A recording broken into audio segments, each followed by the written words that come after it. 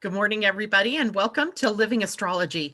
Grab your cup of coffee or your tea, sit back, and let's chat about what is happening up in the stars today. It is July 29th. I can't believe we are almost to the end of July, and amazing how time flies, right? When we're having fun or when we're going through changes and when we're having a lot of chaotic events. Life is interesting, and isn't that the case right now? So today we actually have a fairly light day, astrologically speaking, in that we are only experiencing a couple of aspects. One is the moon moving into the sign of Sagittarius, which it did overnight. And two, we have the moon in a trine to the sun. That is it for today. Now, tomorrow presents us with a whole different day, but for today, that energy is really very light. That gives us an opportunity then to talk about a couple of other things. So we're also going to move into understanding splenic authority in your human design chart. If you have splenic authority, it means that your spleen, the center on the lower left side of the chart as you're looking at it, is colored in, and not the emotional center, which would be the one exactly opposite it at the lower right side. So we'll take a look at an example and talk about what that means and how to best utilize that in a chart. We may even take a look at a couple of different people's charts, which reminds me right now, I'm going to try to open up that program so we can do that. And then as well, we'll look at the Pleiadian-Earth energy of the day, as today we are at 12 evolving. An interesting day, an interesting combination of energies as I looked at that this morning. And that will take us to the end of our broadcast today, I think. And of course, as always, I will check in with everybody and say good morning and find out what questions people have. Good morning, Jennifer Peachy and Amy and Camilla. Good morning to you. J-Lo, hello. And Jules Dalun, good morning. And Jennifer Peachy says, you can always look at mine if it's still available. If I have done something for you, Jennifer, since last July when my computer died and I rebuilt it, then yes, I have it. If not, you can always share me your birth information and we can put together a chart. Anyway, so a couple of weeks ago, we started our conversation about the authorities. Actually, it was last week. Wow, time flies, and yet it doesn't.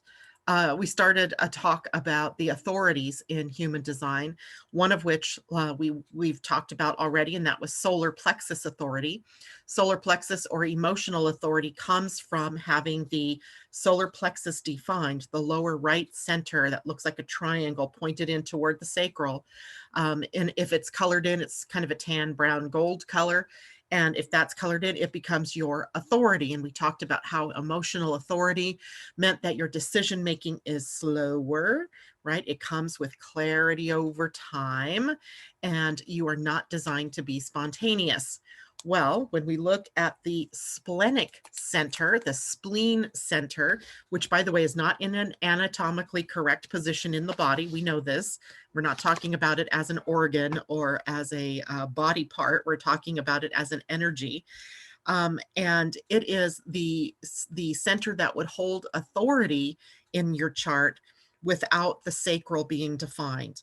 So it is an older form of authority in human design, as it was the first center to really evolve in your human design or in your energetic makeup. And it is born out of the energy of survival. So in it is the gut instinct that comes up in an instant that tells you what direction to do. The fight, flight, or freeze, perhaps you could say, comes also through the spleen center. It is the center that I think about when I'm driving on the flats out here and I see this this flock of geese and an eagle flies over and they all lift off almost simultaneously and fly. What is it that creates that? What is it that one sign, a shadow maybe of a bird flying over that creates that need for them to lift off, the fear triggered enough that all of them will lift off and fly away? That is very similar to our splenic authority, because splenic authority is definitely sitting in the spleen, it's a part of your survival strategy. Now, survival in humans has an interesting evolution as we've come through times where we needed to have that very clear instinctual gut reaction to being able to survive on a planet that was not as civilized as it is now. You could take that tongue in cheek, on a planet that you had to do more work to be able to last a winter, and perhaps had to have more skills to survive marauding tribes, etc. So it was highly developed within us. Obviously, it did a really good job because we're still here. And we not only are still here, but we've become the dominant life force on the planet. So that tells you that our spleen was doing something really good for us. But as time went on, the energies in the spleen center became very much in line with fears. They turned into shadow energies. They turned into places where we would come into a paralysis point, if you will, in terms of how we would respond to things that are showing up in our world. So now what we think of as the spleen is this instantaneous reaction or recognition of some inner thing, some inner prompting that is telling you, moving you to move in a specific direction, to do something specific, to run away, to do whatever. But also in people who do not have the spleen defined, and also the people who do have it defined, every gate sitting on the spleen has somehow morphed into a fear. And the fear in the gates of the spleen are false evidence appearing real. These are not particularly the gates of something that are true fears, right? They turn like for example, the gate 57 in the spleen, which is the gate of being psychic or of being intuitive, has sort of morphed into a fear of the future, when indeed, really, it was more just an ability to sort of sense the way the wind was blowing and to be able to make decisions based on how the wind is blowing. And when we were able to do that, we found ourselves in safety or in security, or we found ourselves thriving and not just surviving. But over time, that fear, the fear of the future, has become something that we use in our lives to hold us back in some way. So the fears have not been our friend in our recent or in more modern human. It has been more of a reason to hold ourselves back, or to find a way not to do what it is that our heart's desire is. So when we look at the spleen, let's pull up a chart really quickly. I have two of them here. Ooh, let's see, which one do I want? That one. And then let me share my screen with everybody so everybody's on the same page, so to speak. And here we go. So when we're looking at human design, remember the first part of our conversation was that there is no one on the planet that has authority in any of the centers, these three centers, the throat, the ajna, or the head. So it tells you that we are not designed to make decisions from the mind, because the mind is a volatile place, right? It is filled with doubt. It is filled with wonder and awe and mysticism, and it can also be filled with confusion. That energy feeds into the ajna, where it matches up with what we think is truth. And that truth, if it's an open ajna, is all about whatever is going on in the moment. If it's a defined ajna, it comes from the certainty that you have from your own experiences in life, neither of which make really good places for you to make decisions, big decisions anyways. And then the throat center it's really a gearbox. It really is just generating and responding to what your thoughts and your heart energies and your emotional energies are bringing up for you, and manifesting that in the world. So from words, we get communication, but we also get manifestation. And that's what the throat center is all about. Also, not a place where there is the energy of making decisions. So ultimately, we discover through human design that all of the power to make decisions, to have authority, all comes from the identity center down. And literally, the root center also does not have any real power of making decisions. It's a center of pure doingness. It is endurance and perseverance. It is a motor. It does pulse on and off, but there are other centers, the spleen, the sacral, and the solar plexus, the ego center or heart center, and the identity center, all of those are involved with authority. The root center is not, but it can help you understand your authority if it's defined or open. Either way, when you reread a chart, we're looking at the dispensation of all of those centers and how they play in to your type, your strategy, and your authority. Okay, so here is the spleen center. In this particular chart, this is an example of someone who has splenic authority. Splenic authority here because there is no will center or heart center defined. There's no sacral center defined, and there is no emotional solar plexus defined. So the then default authority for a person with the chart like this is in the spleen center. Now, in the spleen, we have instantaneous recognition and an inner knowing when you are with the right people, when you are doing the right thing, when you are in the right timing, and when the right opportunity is brought to you. And an element of this is safe for me or this is not safe for me comes up because it is instinctual, right? This is taking us back to our very survival energy. And the spleen speaks softly. It doesn't yell at you. And it only speaks one time.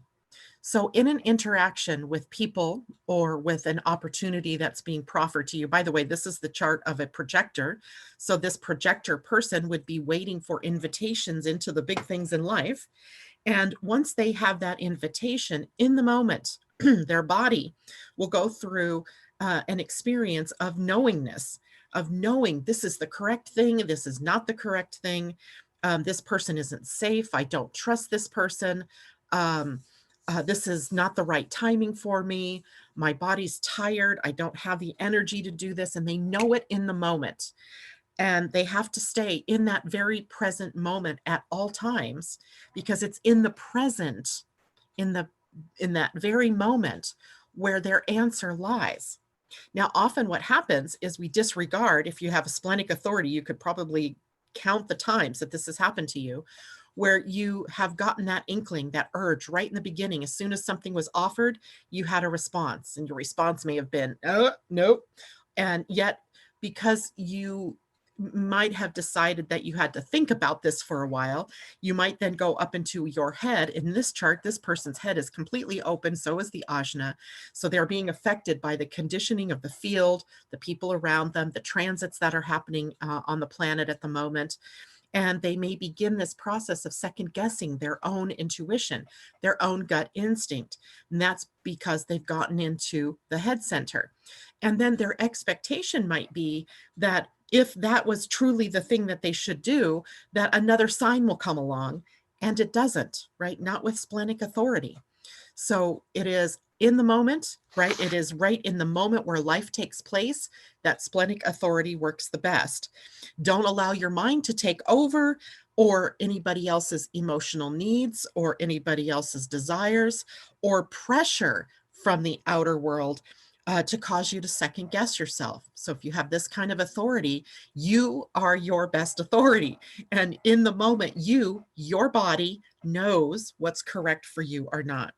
And the decision has to be made in the moment or the moment's gone.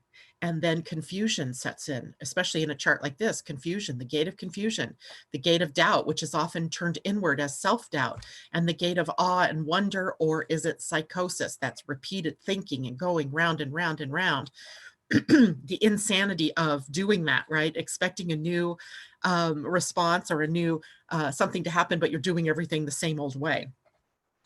So the real key here for people with splenic authority is to really trust in their body's wisdom and in their soul's inherent compass, right? The soul's inherent wisdom is always there. It is for everybody who has human design, by the way, because everybody has a spleen. We all have a spleen center. And the spleen center is about intuition. It is about knowing what's correct from the body in the moment.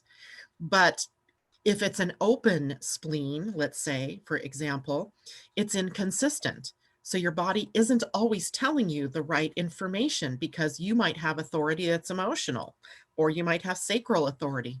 You might have heart authority. You might be self-projected, which means you have to hear yourself talking about what's going on. Um, but everybody has the spleen. We all have intuition. So wisdom is required here, and trust in your body's inherent wisdom. And a lot of times, we grow up in a world where it is predominantly logic that is appreciated. And I just had this instance last night with my son where he was like, I can't have these conversations with you because you come from emotion, as witnessed by your refusal to shop at Hobby Lobby. And I started almost busting up inside because essentially what he's telling me is that his brand of knowing, which happens to be logic, is more important than my way of knowing, which happens to be emotional. And it's the typical thing that happens in people where we don't understand that it isn't all about the mind. It isn't all about the logic.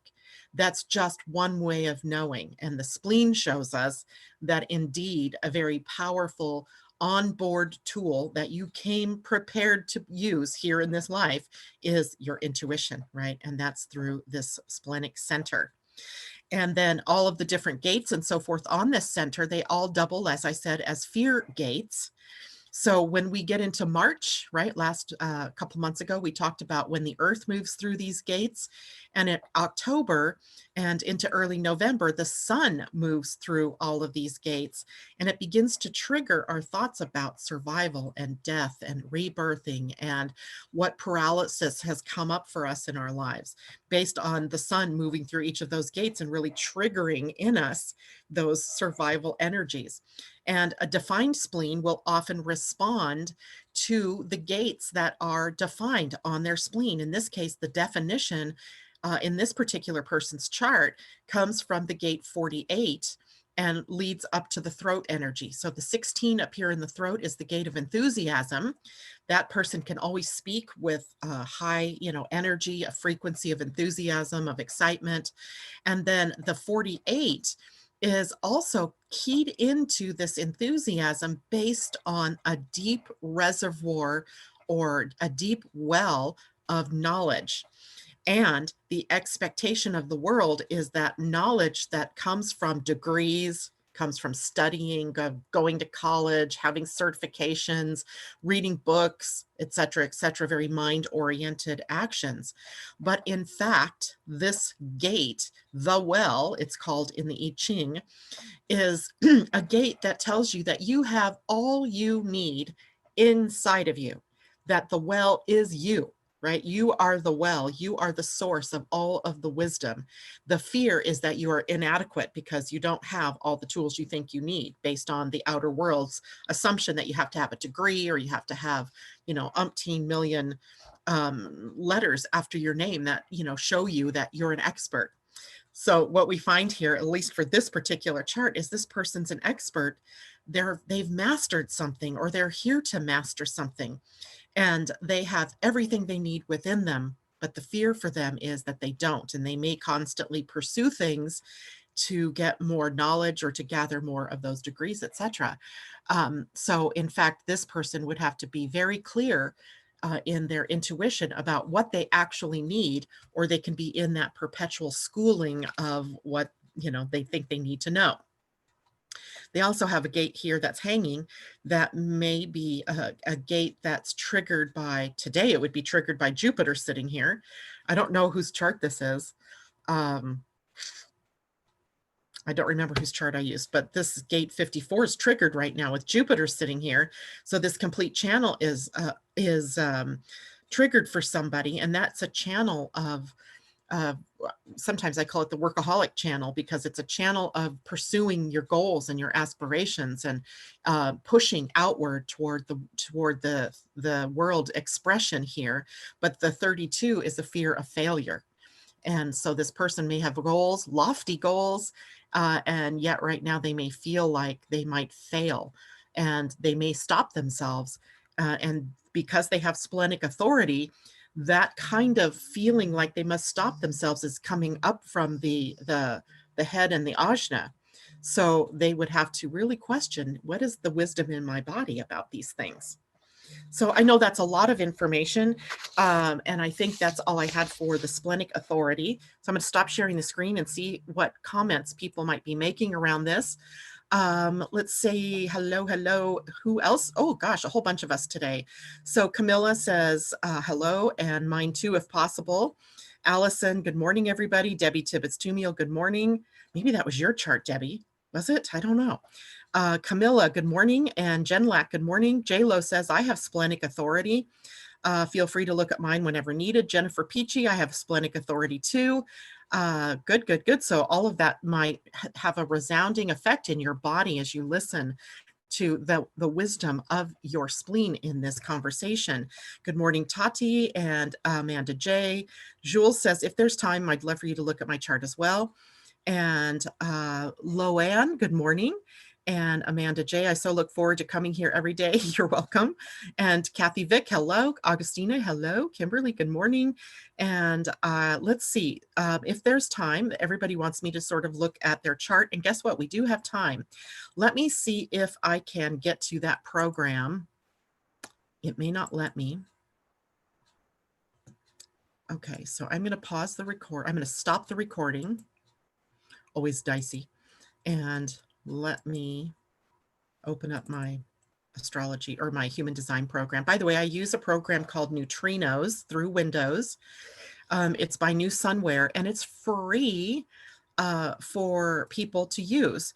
So you can always go to their website, newsunware.com, and you can, okay, why am I not able to do this?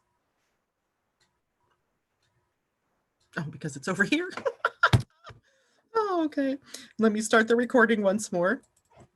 There we go. So you can always go to newsunware.com and you can download the human design program, and it's free. I mean, if you want all the bells and whistles, of course, then you're going to have to do more, but I did not pay for anything in mine, and I don't have the bells and whistles, and I get along just fine because I don't need all of that extra stuff. In fact, it gets very confusing when you buy astrology programs or human design programs and they have all these things.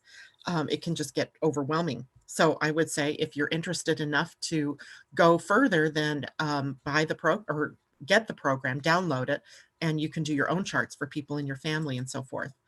And I believe that even the free version, which I have, allows you to do reports as well. The report on what it is that that person's life is like, and key pieces of information. So okay, now let's see. We had Amanda Jeffs. I remember you saying you wanted me to look at yours. Let's take a look at your chart. And then I will share my screen here in just a moment. So Amanda, you do not have Splenic Authority. So hold on, let's share first before I go any further here. If you look at your chart, it's a very busy chart, right? You only have 2 open centers, and your open centers are your sources of conditioning, where you might be pressured to answer questions up here in the head center. That's always a pressure center. And the pressure is the world, outward world trying to pressure you to answer questions. How, why, what, when, can you prove it? And when it's open like that, it's really, there is no one set way of thinking and one set thing that you're inspired by. So the pressure can get out of hand, and then you do have a defined ajna. So this open head is pressuring you to try to think things through, and you don't need to think things through. It is a part of who you are, but your ajna is defined because you have the freak to genius channel, which I love to call it that. It's really the channel of transformational, like breakthrough, energy, where your genius, your ahas, your revelations are transmitted down to the throat and given to the world at the right place and the right time with an invitation to speak. And when that happens, it's magical because people recognize you and recognize and value your input and your genius. So you have to be careful with that mind that wants to always be talking. It wants to be speaking about what it knows. And not that you don't know enough, because that's not what I mean at all, but the throat center is always works best when it's invited to speak. So that might mean a different way of thinking for you. And then these two centers are split away from these other centers here. You have split definition, and your spleen is highly activated, although it is not your authority. So you have the gate 57, which is the gate of knowingness, of intuition. It's very much knowing what your soul wants in the moment, also knowing what action to take in the moment. But knowing that and taking action on that are two different things. We'll talk about that here in a second. Then you also have the gate 32, which is the gate of success or failure, right? The fear is you're going to fail, but it essentially is a channel that has you being able to hold on and stick with something until you come to that point of success or failure. The gate 18 is connected to the gate 58 in your chart. That is a channel of perfection seeking, of judgment, of criticizing. And in fact, I think they call it it is, maybe if I do it this way, it is, yeah, the channel of judgment. Judgment that can, through fear, be turned inward as a way for you to see all of your flaws and not your beauty. And or on the other hand, it can be also turned outward into criticizing, critical, constructive criticism, or what you hope to be constructive criticism to people outside of you. But that should never be shared without the invitation to be able to share that kind of criticism, because it's very far away from the throat and it doesn't even make a direct connection to the throat. So you don't have permission until you ask, can I share this with you? Right? Can I share my observations with you? Or I have thoughts about that, or I have an opinion about that. Can I share that with you? And then when someone says yes, then you have that opportunity. And then it's taken in by that other person in the way that you are trying to give it, right? As a way to bring people back into a harmony or a joy in the perfection of the moment. Without that, it can be totally misconstrued, and you can, be called, someone who's judgmental or critical. And that, of course, was never maybe your intention. And anyway, so your spleen, although very highly activated, is not a source of authority for you. It's really here in the emotional center. And the emotional center seeks clarity over time, where the spleen speaks in the moment. So in the moment, there may be a whole lot going on around, yes, I got to do that, and that's so good, and blah, blah, blah. But if it's a big decision, it cannot be made until you have clarity over time. And because the nature of the spleen is it speaks in the moment, but the moment for you may not be the truth, right? It may not be your truth. So using the spleen is the better way for you to really understand your truth. Now, I'm going to go back here real quick and see who else it was that asked me.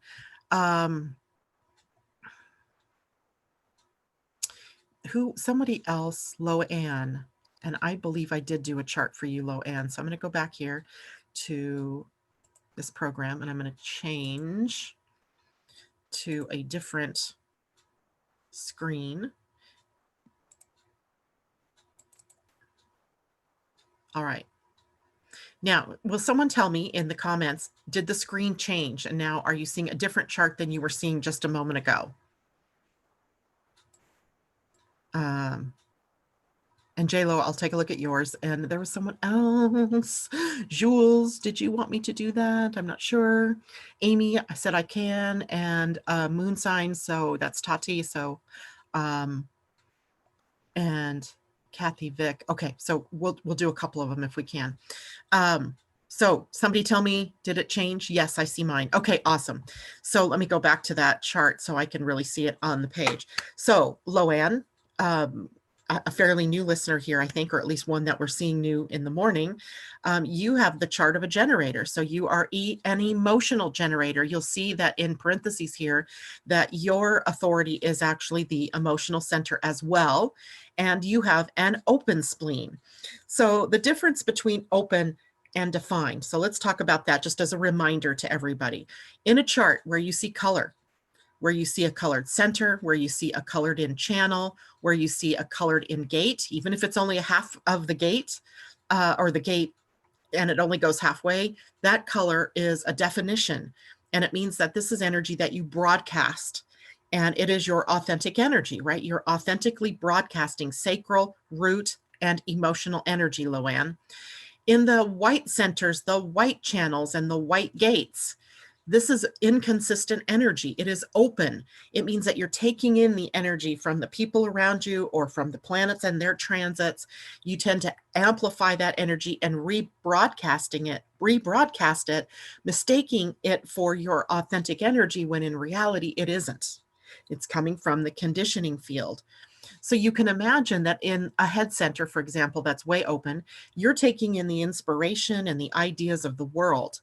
And then perhaps even believing or thinking that, because you also have an open ajna, that that's what you need to take action on, that that's what you're meant to do.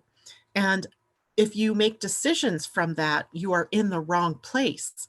And right now, every one of us has a defined head and defined ajna, because Pluto is sitting at the gate 61, Uranus is sitting at the gate 24. So this entire channel is filled in for everybody. So we are all, even if your natal chart is open, suddenly you have this definition and you're highly inclined then to believe what you think. And it has never been the way of how it is that you're supposed to work in the world. So you're borrowing, if you will, this energy for this short period of time. Now that means for you, you really have to understand this definition in your emotional solar plexus, because if you attempt to make decisions from the definition that's suddenly here, you may make the wrong decisions, right? You may find yourself entangled in something for the long haul that you really don't want to be entangled with. And then it might be very difficult to get yourself out of that, but energetically, you're already committed. So emotional authority, if we remember that from last week, this comes with clarity over time, which means that you never make a decision in the moment, right? You always have a big decision. Like if someone calls you and says, hey, do you want to go for lunch tomorrow? That is not a big decision. You might use your authority. You might say to the person, hey, you know what? That sounds really good right now. How about if we connect tomorrow afternoon and let's see if it still feels good? You might do that. That's authentic. But you don't have to do that with a little situation like that. But if you are offered a job and it's cross country, and that's something that you're really considering, and everybody around you starts telling you, that's a great opportunity, you should do that, blah, blah, blah. But in your gut or in your solar plexus, you don't have that clarity in the moment. You don't. You have to wait until you have an absolute yes or an absolute no. And if you don't come to that clarity point, if you don't come to an absolute or an then it's not now, right? It's not right for you right now. Okay. So the emotional center is your authority, and the spleen, while it is reactive, it has these, different points attached to it. They are not going to be the place where you make the decisions from, because it's inconsistent energy.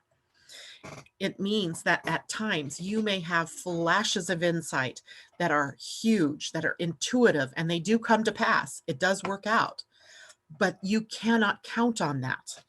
You cannot count on that. You cannot call it up and say, well, what should we do here? It just won't work for you.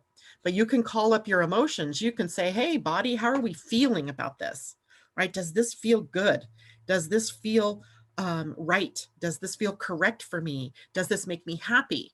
Those things you can call up, because that is your authority, right? So that helps you with the difference there between splenic authority and the emotional authority. All right, and let's see, Jules. I want to say your name was Julie. So was it Morel, your last name? Let's see if I have a Julie Morel. I do. So Jules, I'm going to assume this is your chart. If it's not, I apologize. So Julie Morel, whoever you might be, if you're not Jules, then we're looking at your chart. Now, this is a chart that can create some confusion, like I believe it was the first Amanda's chart that we looked at, because you have 3 of the authority centers defined. You have a defined spleen, you have a defined sacral, and you have a defined emotional center. So what do I do, right? What do I do when I have so much authority, or what looks like authority, in my chart? Well, you can only have one authority. Everything else is sort of ancillary, right? It's helpful to know, but it isn't your true power. Your true power for you, Julie or Jules, if that's you, this person lies here in the emotional solar plexus, just as the person before. And remember, 50% of the population has that definition there in the emotional center. Now, you also have sacral energy defined here. So that generator energy also is always in response to what shows up in the outer world. You do go through a body sort of response in the moment. That is also a tell, if you will. It's information. It's informative. It does tell you, my body's in resonance with this. I'm feeling this tug toward that, but I have to wait until my emotions are all on board with this before I make a decision. So, likewise with the spleen, in the moment, that was like, yes, I want that. And if you take action on that later, your emotional center went, why did I spend the money on that? Why did I why did I do that? Because the spleen and the sacral are not your power. The emotional center is, and the emotional center speaks with clarity over time. Checking in with yourself. Does this feel good still? I got to show you guys something. Well, I can't show it to you, but I'm going to tell you about this because it's so perfect to this discussion. And that is, yesterday I got an email. I have this program on my computer that, or I log into it, that if you have something you've written, like a blog post or a Word document, it turns it into an ebook for you. And I've had this program for a long time, and I just haven't done much with it. But I have worked with it. And yesterday I got this email, and this email was like, upgrade to premium. And I mean, I'm already pro. So upgrade to, I forgot what the next level was. And it was usually $997 per year for that. So I've never wanted to do that. It just didn't seem that the benefits were enough to support that kind of cost for me. And it's on a yearly basis, right? So I was like, yeah, I don't think so. And yesterday I got the email that they had lowered that to $297 for the year. Now my sacral is like, I want to do that. But I'm emotionally defined. I had my finger literally on the checkout button, on the PayPal, or pay for this button. And the pressure was, there was a time bar up at the top that said this offer is only available for X number of days, I think through August 2nd. So I think it said 5 days and 4 hours and 10 minutes or something like that. So as a generator with an open head and ajna, I'm immediately feeling pressured to make a decision. And that pressure had my finger on the button. And then I went, wait a minute. $297 may not sound like a lot of money, but to me, this is a commitment to a program that I'm going to pay for every year. And is that something I really want? So I stopped myself. I pulled back out of it and I sat with it. And then, of course, this morning when I turned my computer on, it opened back up to the same websites that I had been on last night when I shut it down. And it was that same thing. Again, it's in my outer world. Now I'm still feeling pretty good about it. So I'm feeling like I may go ahead and go for that. But it comes with that kind of clarity over time, right? I don't know that it was right for me in that moment. As it turns out, it may very well be right for me. But in the moment, I could not make that decision. So that's how that emotional center works. You really feel pressure to say yes in the moment. You really do, because the outer world or the person that's asking you that, the deal looks so good, feels so good in that moment, and you might want to say yes. Now, it can also be that in the moment you look at that and you're like, no, not for me, not for me. And yet, if you check in with yourself at other times, it may switch, and it may be that ultimately with clarity over time, it is, yeah, that is good for me. Right? As you check in more and more. Now, this process is sounds like it's longer process in making a decision, and it is, but it does get easier with time and practice, right? You become very well versed in your emotional field and what you're feeling. And yet you also become more authoritative yourself about really guarding yourself in when you make the decision. Ultimately, that happens with splenic people. They learn to really trust themselves in the moment, the wisdom that does come to them in the moment. And they get through that ability to say yay or nay in the moment. Let's see. So hopefully that was helpful for you. Julie or Jules, if that was you. Let's go and see. I think it was J-Lo asked me to look at her chart, and that is Lopez, last name Jacqueline, first name. There we go. So here we go. Here we have a great example of somebody with splenic authority. But this splenic authoritative manifesting generator also has a very powerful sacral, a sacral that has action directly connected to the throat. So in this particular instance, J-Lo, you may be very tempted in the moment to act from the sacral. And acting from the sacral is similar to acting from the spleen, but it's a body wisdom. It's not coming necessarily from intuition. It's coming from the body's feeling of pulling or tugging or pushing back. And your true authority is actually in the spleen. So the spleen here speaks in the moment too, but it speaks from a very much softer place. It's not necessarily coming from a feeling or a tug in the physical of the body. It's coming much more from that more meditative, quiet place, and it's instantaneous, right? It's instantaneous. So your authority as the spleen is actually guiding your actions. Look where it's connected to. It's connected to the sacral. So you are very much designed to be spontaneous, completely opposite from Jules' chart and from Amanda's chart and even from my own chart, which was the model, by the way, for never mind. We didn't use that this morning. But in that instance, your true authority comes from that more quiet place, from trusting in your inner wisdom, not necessarily the body's reaction to something. It can be that both of them are on board at the same time. That's a possibility. Oh, am I sharing my screen? Hold on. I'm doing all this talking and not sharing the screen. Blah, blah, blah. Okay, now I'm sharing the screen and you should be able to see J-Lo's chart. So again, we have a defined spleen and a defined sacral, but the authority, if you look up here, inner authority is splenic awareness generated. What that means is in the moment you have something to respond to. Your inner guidance has an answer. It speaks quietly. It does not keep coming back at you. As a sort of helper, you have the sacral that is also telling you information in the moment, but it's coming from the body. So you have to listen to the more quiet voice, not the louder voice perhaps of the sacral here. And then you find yourself at the right place in the right time with the right opportunities. But unfortunately, as a manifesting generator, you're fast, right? You want things, you want results, you want to take action, and you sort of can easily shortcut or bypass that authority and miss it, right? Missing it in the moment because you're so action oriented in that moment. So for you might need to just take a breath.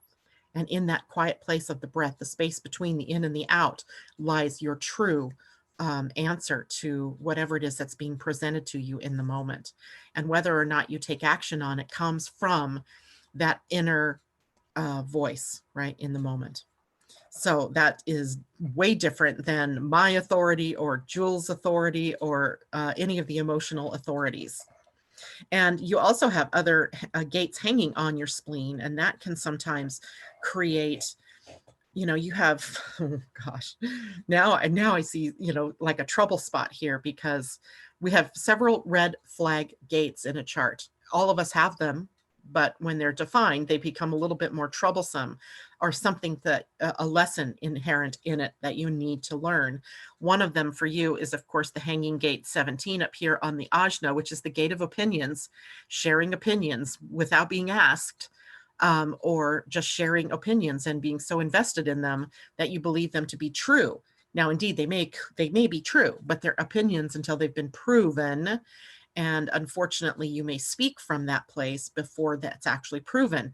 And on the other hand, the gate 18 is a gate of judgment and perfectionism. And you may be judging or criticizing or thinking it's constructive criticism for either yourself or for others, but it's hanging there. It isn't connected to the other side.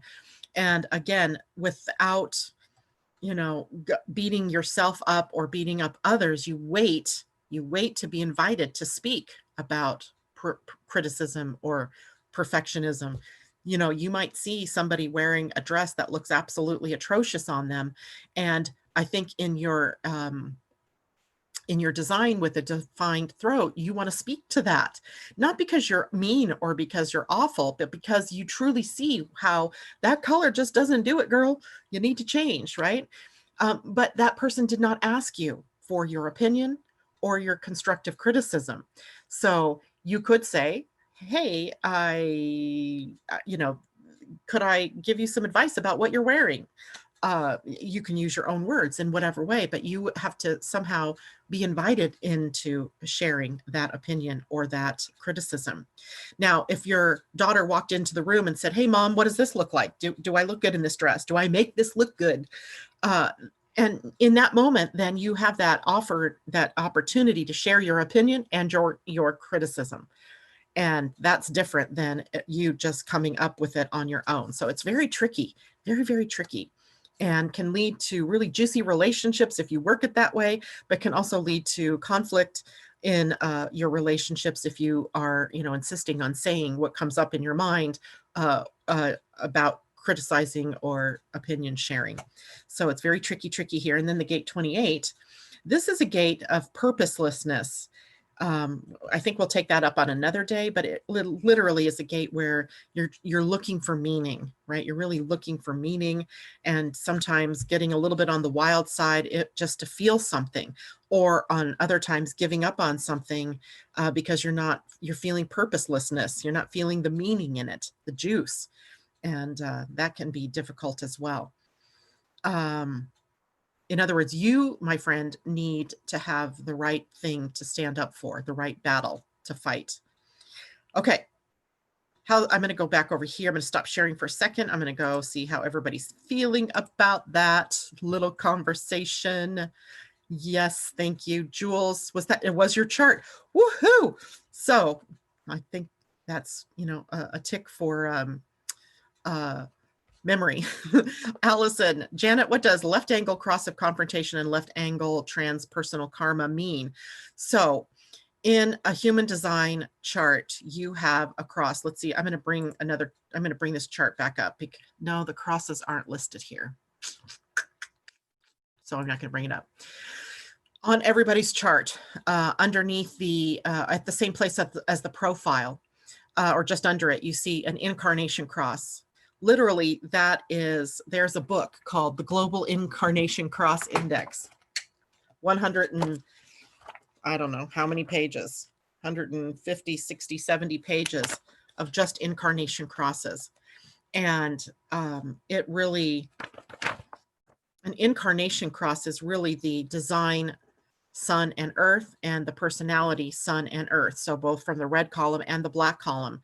And they tend to sit at opposite ends from each other. So the design, or the personality sun and the personality earth, are opposite of one another. And the design sun and the design earth are opposite of one another in some ways. And they create a cross. And that cross defines a lot about your purpose here. Your life purpose is there, your soul purpose is there, and the sun and earth, what's your evolution looking like from those particular pieces. And like I said, there's so many of them. And frankly, when you read those incarnation crosses, it's filled with a lot of logic speak. And it resonates maybe for some people, and it doesn't resonate with most people. In fact, I find as I read through it, I'm like, oh my God, I don't get this. I mean, I just don't get it. Better to use your incarnation cross as just looking at those gates and understanding what those gates mean for you. And you can do that through a reading, which is really only the beginning because we have so much to talk about. You can do that with with the gene keys by looking up each of those gates separately and then seeing what that storyline is for you. Or you can do it from an Understanding Human Design book, from what's that other book called? The Definitive Guide on Human Design. Either way, it is a contemplation and it is a self-study. Like, I can't just tell you that this is your life purpose, go live it. It's not my job, right? Your job is discover your life purpose through self-study and contemplation of those energies. My job is to lead you to that, not to tell you what it's all about. Now, the underneath the incarnation cross, it'll say left angle cross of, right angle cross of, or juxtaposition cross of. And that just tells you sort of the direction that that's going in. So for example, a right angle cross is someone who is here making karmic connections. And that's a very simplified way of looking at, and it's not a negative thing, right? That is not negative. It's just that you're here, and wherever you go, your interactions are creating a sort of karmic signature. The left angle crosses have come to the planet with agreements to meet up with certain people at certain times to give wisdom or to share or to come together in relationship.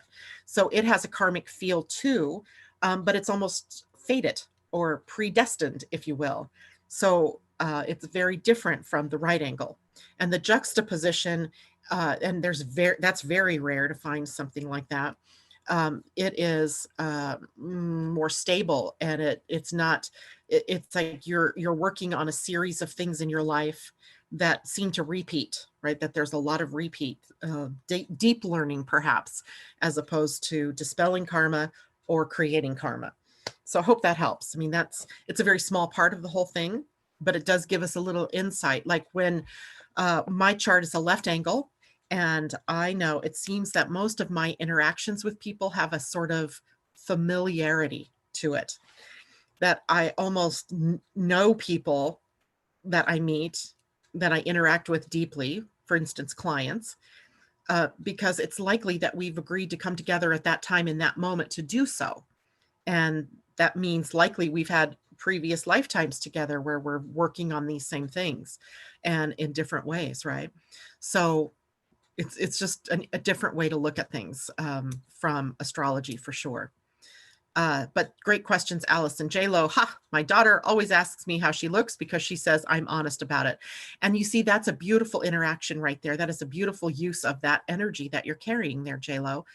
People appreciate and value your input when you enter into that input via the invitation, right? If you just said, oh, when she came in the door, that would likely not necessarily be a good thing, right? Okay.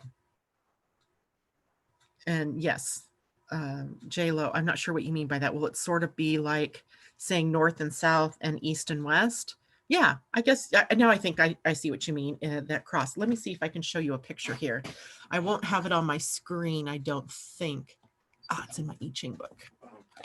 I'm going to go over to Zoom real quick. So I want to show you. Zoom is not that one. There it is. Okay, see this? This is in the inside page from the Book of Lines by Ketan Parkin. And it gives you sort of an idea. This is the mandala of the human design.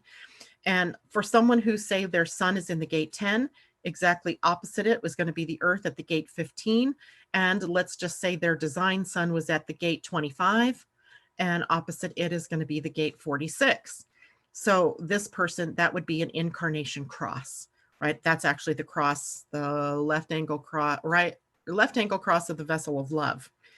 And because every one of these gates represent a gate of love. And the crosses don't have to be equal like that. They can be a cross like this, gate 14. Its opposite gate is 2. And that could be, you know, a diagonal cross where maybe the other is the 49 and the 4. So those crosses are made up by where the gates are of the sun and earth on both sides of the equation. So hopefully that helps kind of give you the visual of it a little bit. Okay, wow. So we are running out of time already. I can't even believe that. So we've looked at a few charts, and I'm sorry, I know some people asked for me to look at their charts, but we don't have time because I do have to go into the real energy of the day, which today the moon is in Sagittarius, which is kind of, you know, J-Lo, it was kind of cracking me up inside because as we were talking about the energy of you and talking to people and saying what is on your mind and being honest communication, an honest communicator, it's very Sagittarian, feels very Sagittarian. And here we are today with the moon in Sagittarius. And it brings up certain characteristics in a chart. Wherever it is in your chart is where this will take place. So if it's in your first house, this will be first house. things to do with the self. If it's in your 10th house, it might be in the career or the profession that you experience these energies of the Sagittarius moon.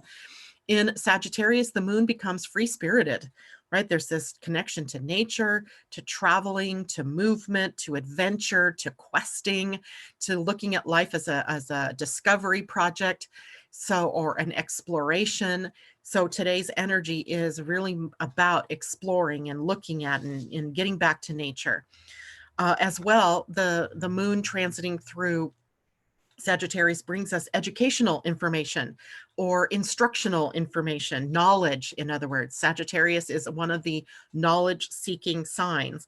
And they're seeking not just any old knowledge. They really kind of want to go in a specific direction, and they want to go deep. So it's a deeper exploration of whatever it is that they're interested in. Likely it might be something to do with spirituality or metaphysics or psychology or religion or ideologies. There's a lot of different things it could be. It could be about consciousness, right? There is this pursuit of truth that drives this Sagittarian need for more education or more knowledge. Now imagine the moon being in a sign like this and you having a gate 48 hanging in your chart, where this can play into your feeling of not knowing enough, right? And instead of showing mastery in the world by what you do, you continually keep trying to learn more through books or through classes or courses, that kind of thing. Openness to life. Sagittarius is about having faith in the process of whatever's happening in the moment. It is a sign that the people are tend to be friendly and open, helpful, spontaneous, right? They do tend to jump at things. They're optimistic. So today with the moon in Sagittarius, we may be feeling more optimistic, more generous, more generosity of spirit that we want to share. There's an element of good luck that comes along with the moon in Sagittarius, because the planet Jupiter is the ruling planet for Sagittarius energy, and Jupiter can bring us luck. And it can be, that the right opportunity or the right person or the right answer comes right when you need it. Sagittarius also rules the law. So emotionally, we may be hearing some news today about laws or how it's being applied. It rules attorneys, lawsuits, the ethics involved, or the non-ethics, as it were, even in the law. And I find this one fascinating because this is also a Jupiter rulership. And Jupiter, as you know, having been in a conjunction to Pluto, which we still have another one to come, is really revamping our idea of laws. And are the laws applied fairly and equally and justly? And that's a very Sagittarian pursuit as well.